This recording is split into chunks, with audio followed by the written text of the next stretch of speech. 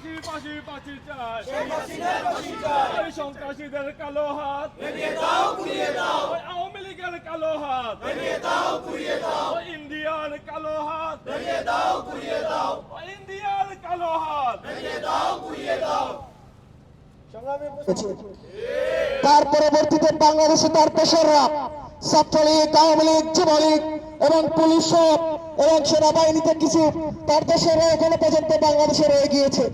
তারা শেখ হাসিনা বাংলাদেশ থেকে পালিয়ে যাওয়ার পরে 5 আগস্টের পর থেকে এখনো পর্যন্ত বিভিন্ন আন্দোলনের মাধ্যমে আমাদের বর্তমান অন্তর্বর্তীকালীন সরকারকে বিপদে ফেলার জন্য সকল ধরনের ষড়যন্ত্র তারা অব্যাহত রেখে চলছে এবং তার ধারাবাহিকতার মাধ্যমে আওয়ামী লীগকে যারা বাংলাদেশের ছাত্র জনতার উপর তারা গুলিবর্ষণ করেছে, প্যালেস্টাইনে যেভাবে হেলিকপ্টার দিয়ে যেভাবে গুলিবর্ষণ করা হয়, কামান দিয়ে যেভাবে গুলিবর্ষণ করা হয়, হেলিকপ্টার থেকে যখন ভারতের প্রত্যক্ষ মদতে যখন বাংলাদেশের ছাত্র জনতার উপর গুলিবর্ষণ করেছিল, সেই আওয়ামী লীগকে তারা আবার পুনর্বাসন করার চেষ্টা করা হচ্ছে। আমরা পরিষ্কার ভাষায় বলে দিতে চাই, 2024 সালে 5 আগস্ট শেখ হাসিনা পালিয়ে যাওয়ার পরেও আমরা কিছুটা হয়তো আন্দোলন কিছুটা স্থগিত রেখেছিলাম। আবারও বলে দিতে চাই, আবার যদি আওয়ামী লীগকে পুনর্বাসন করার চেষ্টা করা হয়, বাংলাদেশের সকল জনগণ প্রবাসী যারা রয়েছে বাংলাদেশে রয়েছে তারা ঐক্যবদ্ধভাবে সেই সকল প্রতিষ্ঠার দালালদের বিরুদ্ধে আন্দোলন সংগ্রাম অব্যাহত রাখবে। আমরা হুঁশিয়ার করে বলতে চাই, আগামী সংসদ নির্বাচন সকল ধরনের সংস্কার শেষ করার মাধ্যমে নির্বাচন দিতে হবে। সংস্কারের আগে কোন নির্বাচন বাংলাদেশে হবে না, কারণ সবগুলাই হচ্ছে আওয়ামী লীগের দালাল, ভারতের দালাল,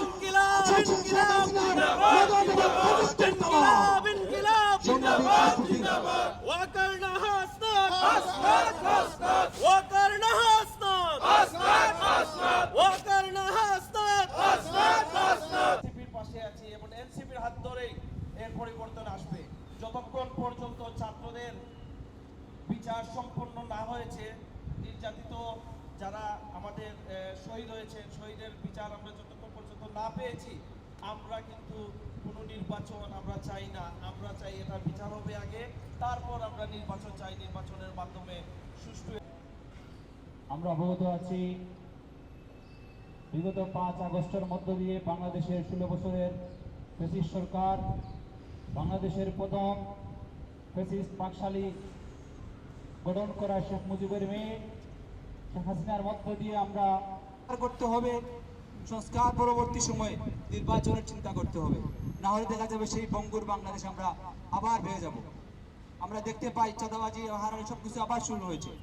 এই সব কিছু যেন শেষ করার মধ্য দিয়ে যেন একটি সুন্দর নির্বাচন হয় এবং এই নির্বাচনের মাধ্যমে যেন জনগণ প্রতিষ্ঠিত নির্বাচন পায়, জনপ্রতিনিধি আমরা পাই, যাদের মাধ্যমে একটি সুন্দর সমৃদ্ধশীল আমরা বাংলাদেশ দেখতে পাই, যেটা আমরা সেই স্বাধীনতা আমরা স্বপ্ন দেখেছি। দাবিতে এবং সেনাপ্রধানের অপসারণের দাবিতে আজকের এই বিক্ষোভ সমাবেশে ডিহিউম্যানাইজেশন অফ দ্য হিউম্যান বিং, আল্লাহ সুবহানাহু ওয়া তাআলা আপনারা জানেন সূরা তিনি বলেছেন যে মানব জাতিকে আল্লাহ সর্বোচ্চ মর্যাদা দিয়েছেন এবং সবচেয়ে বড় সুন্দর প্রাণী হিসেবে মানে আল্লাহ উল্লেখ করেছেন জাতি আশরাফুল মাখলুকাত হিসেবে। সেই ক্ষেত্রে এই শেখ হাসিনা, তার প্রশাসন, তার সেনাবাহিনী, তার লেলিয়ে দেয়া ছাত্রলীগ, কুত্তা লীগ সব মিলে মানবতাকে একেবারে মানে নিচে নামিয়ে দিয়েছে এবং মানুষকে যেভাবে গুম খুনের মাধ্যমে, আয়নাগরের মাধ্যমে অন্যায়ভাবে 10-12 বছর 14 বছর ধরে রেখে দিয়েছে, ইলিয়াস আলী সহ আরো অনেক মানুষদেরকে যেভাবে মেরে ফেলেছে, সেই ইতিহাস কোথাও নেই।